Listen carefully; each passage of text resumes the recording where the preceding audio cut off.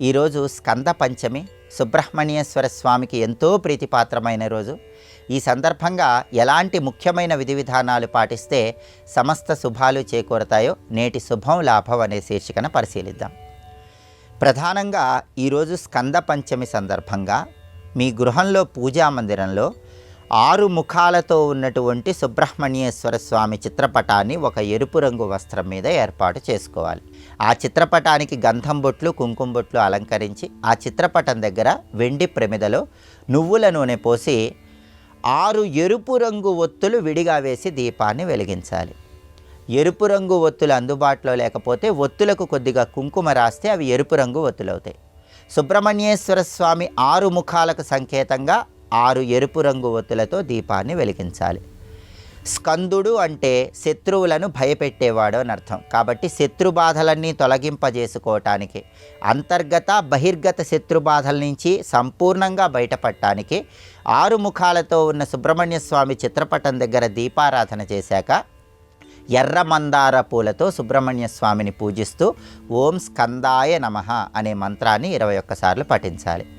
ఎర్ర మందార పూలు అందుబాటులో లేని పక్షంలో ఎర్ర గులాబీ పూలతో కానీ కుంకుమ కలిపిన అక్షింతలతో కానీ సుబ్రహ్మణ్య స్వామిని పూజించవచ్చు. ఆ తర్వాత హారతి ఇచ్చి సుబ్రహ్మణ్యేశ్వర స్వామికి ఎరుపు రంగు పండ్లు నైవేద్యంగా సమర్పించాలి. అలాగే కందిపప్పుతో తయారు చేయబడిన పదార్థాలు కానీ దానిమ్మ పండు గింజలు కానీ సుబ్రహ్మణ్య స్వామికి నైవేద్యంగా సమర్పించాలి. స్కంద పంచమి సందర్భంగా గృహంలో ఈ ప్రత్యేకమైనటువంటి పూజ చేస్తే శత్రుబాధలన్నీ తొలగింపజేసుకోవచ్చు, శత్రువులను సైతం మిత్రులుగా మార్చుకోవచ్చు. అలాగే స్తోత్రాల పరంగా సుబ్రహ్మణ్యేశ్వర స్వామికి సంబంధించిన సుబ్రహ్మణ్య అష్టకాన్ని ఈరోజు పఠించినా లేదా శ్రవణం చేసినా ఉత్తమ ఫలితాలు కలుగుతాయి. సుబ్రహ్మణ్య స్వామి ఆలయానికి ఈరోజు వెళ్ళి ఆలయ ప్రాంగణంలో నిమ్మకాయ దీపాలు వెలిగిస్తే ఉత్తమ ఫలితాలు కలుగుతాయి.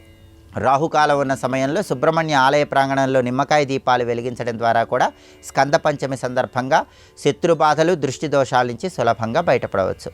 అలాగే సుబ్రహ్మణ్య ఆలయానికి వెళ్ళి సుబ్రహ్మణ్య స్వామికి ఈరోజు ప్రత్యేకమైన అభిషేకాలు చేయించుకుంటే ఉత్తమ ఫలితాలు కలుగుతాయి. పాలతో సుబ్రహ్మణ్య స్వామికి అభిషేకం చేయించుకుంటే సంపదలు కలుగుతాయి. ఆవు పెరుగుతో సుబ్రహ్మణ్యుడికి అభిషేకం చేయించుకుంటే అనారోగ్య సమస్యలన్నీ తొలగిపోతాయి. తేనెతో సుబ్రహ్మణ్య స్వామికి అభిషేకం చేయించుకుంటే సినిమా, టీవీ రంగాల్లో అత్యున్నత స్థాయికి ఎదగవచ్చు. కళారంగంలో అత్యుత్తమ స్థాయికి చేరటానికి తేనెతో అభిషేకం విశేషంగా సహకరిస్తుంది.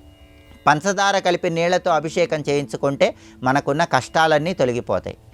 ఆవు నెయ్యితో అభిషేకం చేయించుకుంటే మోక్షప్రాప్తి కలుగుతుంది.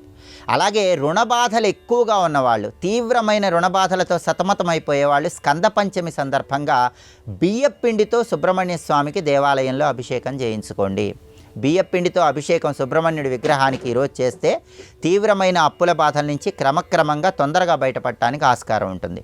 అలాగే కుంకుమ పువ్వు కలిపినటువంటి పాలతో కానీ కుంకుమ పువ్వు కలిపి నీళ్లతో కానీ సుబ్రహ్మణ్యుడికి అభిషేకం చేయించుకుంటే సౌందర్యం పెరుగుతుంది. అలాగే నిమ్మపండు రసంతో అభిషేకం చేయించుకుంటే అపమృత్యు దోషాలన్నీ తొలగింపజేసుకొని సమస్త శుభాలను సిద్ధింపజేసుకోవచ్చు. ఓం సాం శరవణ భవ ఈ మంత్రాన్ని వీలైనన్ని సార్లు మనస్సులో స్మరించుకోవటం ద్వారా కూడా సుబ్రహ్మణ్యుడి సంపూర్ణమైన అనుగ్రహం కలుగుతుంది.